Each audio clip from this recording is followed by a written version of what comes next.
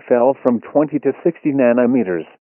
At 2:20 p.m. Estate, severe thunderstorms capable of producing waterspouts were located along a line extending from 14 nanometers northeast of Fort Myers Beach to near our tower to 7 nanometers southwest of L Tower, moving east at 30 knots.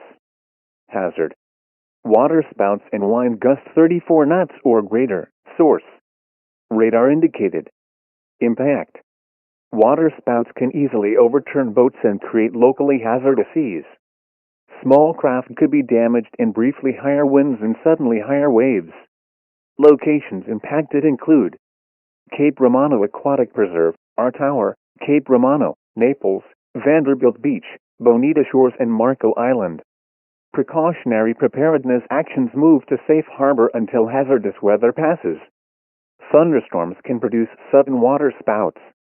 Waterspouts can easily overturn boats and create locally hazardous seas. Seek safe harbor immediately. Report severe weather to the Coast Guard or the National Weather Service.